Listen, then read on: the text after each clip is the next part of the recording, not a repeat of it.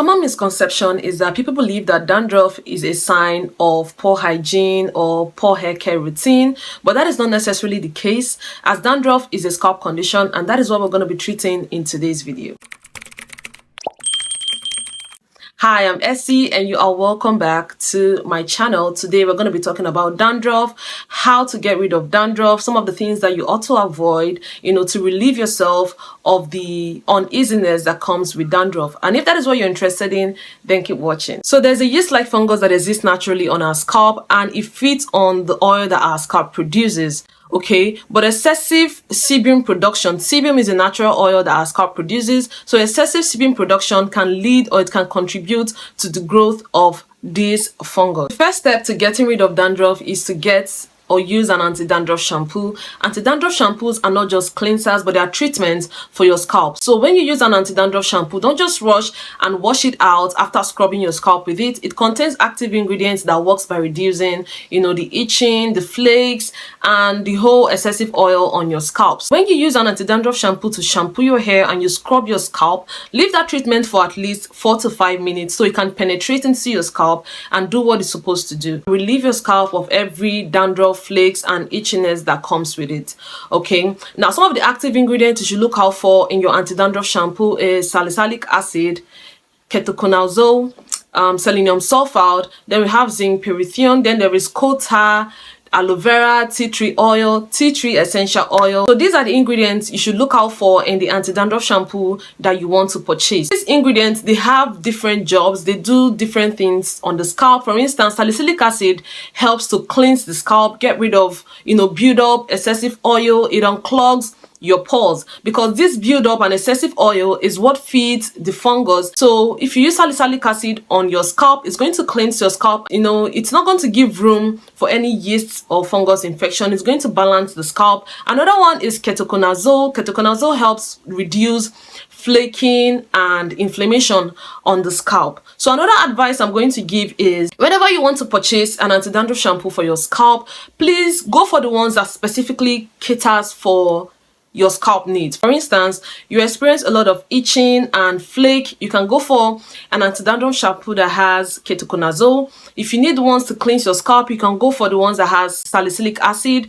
Okay, also check out the one that contains tea tree oil, as tea tree oil contains, I don't know why I keep saying tea tree oil, tea tree essential oil. It contains antifungal and antibacterial properties and it reduces and controls the growth of yeast and bacteria on the scalp. So go for the one that specifically caters for what your scalp need. All right, for anti-dandruff shampoo recommendation, I don't really know much about the shampoos because I myself, I do not suffer from dandruff, but I had a friend that had an issue with dandruff and she said Selsun Blue is an amazing anti-dandruff shampoo. And the key ingredients, the active ingredient you can find in Selsun Blue is ketoconazole, all right, which reduces flakes, inflammation, it relieves your scalp. Another shampoo I'm going to recommend is Nizoral. This one it's everywhere.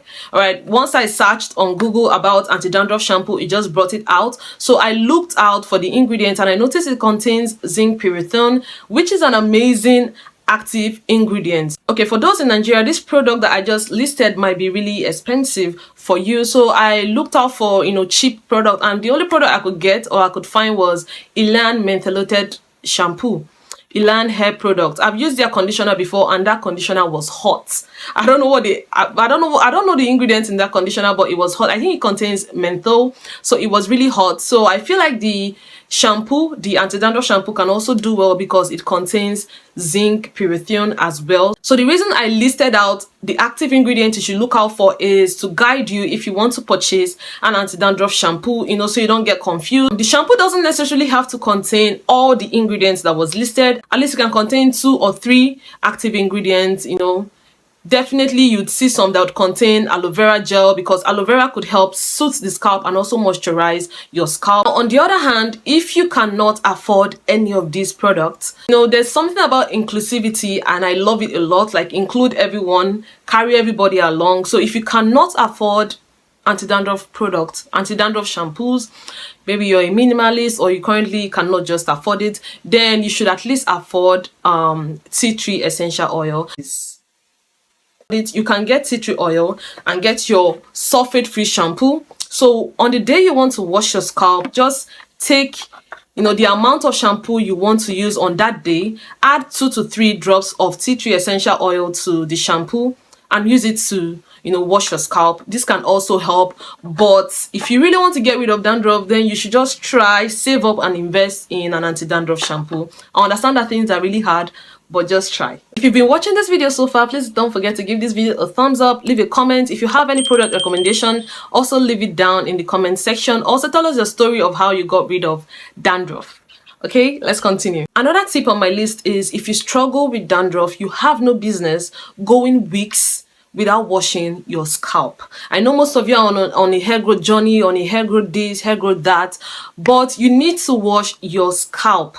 Those build up, those excess oil on your scalp, this oil, in fact, you're feeding them, because this fungus is oil loving. It loves oil and it feeds on that oil on your scalp. The more oil you have on your scalp, the more dirt build up you have on your scalp, the more the condition worsens. So you need to make sure that your scalp is always clean. I'm not saying you should thoroughly cleanse your scalp that it gets dry. No, because if your scalp gets too dry, it can also be bad. It can, trigger the flakes, the itching and all that. But just make sure that your scalp is clean. Get rid of those excess oil on your scalp. And that is why the first thing is to get an anti-dandruff shampoo, because they'll work by cleansing your scalp, removing those build-up, relieve itching. You don't want to keep on itching and scratching, like any little thing you're scratching, you're hitting, and there's a lot of snow falling off from your hair. That is not what you need. So please do not go weeks without washing your scalp. At least wash your scalp once in a week with your anti-dandruff shampoo, and go ahead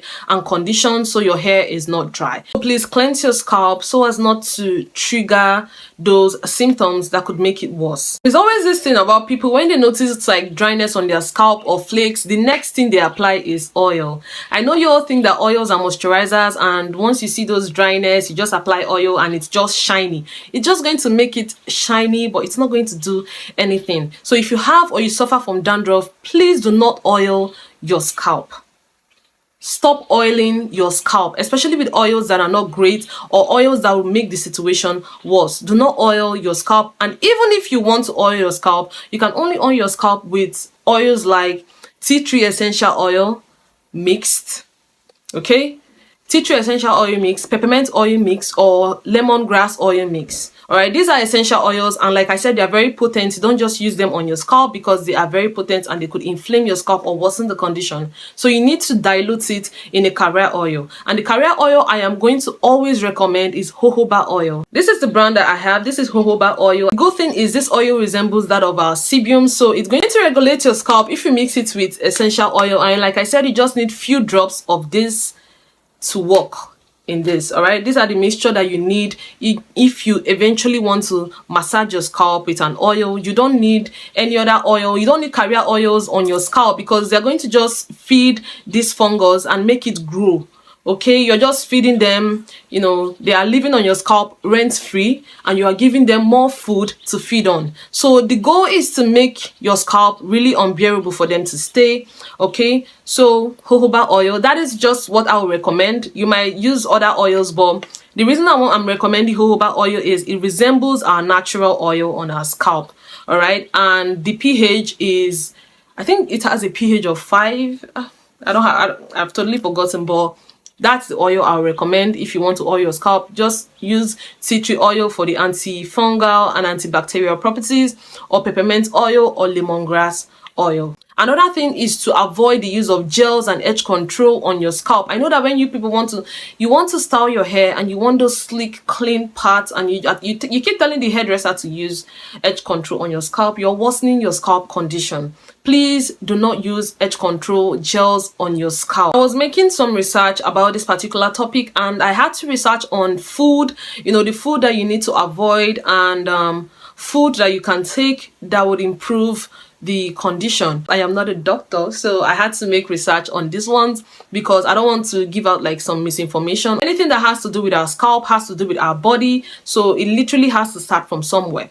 All right, so the first is omega-3 rich food, fatty fish, flax seeds, walnuts. They contain anti-inflammatory omega-3 fatty acids, and it's good for your body. So antioxidant rich food, foods high in antioxidant like berries, leafy greens, nuts can also help reduce, okay, inflammation. Probiotic rich food, yogurt, kefir, I don't know if I'm pronouncing that well, and fermented vegetables contains probiotics which supports a healthy scalp.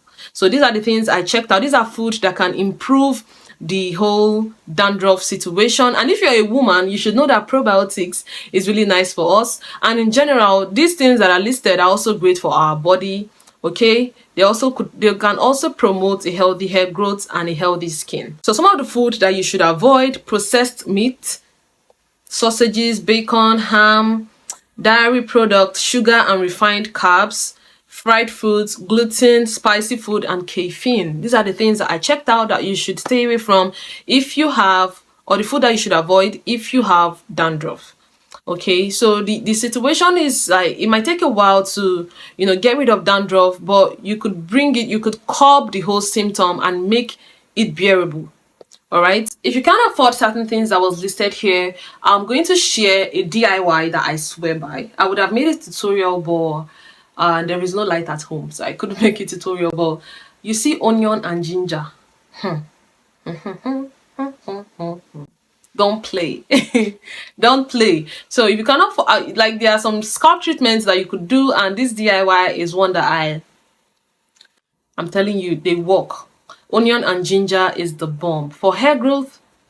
To stimulate your scalp, you can blend ginger and onion. Don't add water, just extract the natural juice that comes out of them. You know, please, a patch test is very necessary just to be sure that you're not allergic. Once you extract the juice on a freshly washed hair, because that is the only time these things they work, that is the only time they can penetrate your scalp and activate and stimulate and cleanse and do whatever they have to do. So apply on your scalp. Focus on your scalp. It's not a hair treatment, so focus on your scalp. Massage it into your scalp for at least 5 minutes. Cover it with a shower cap.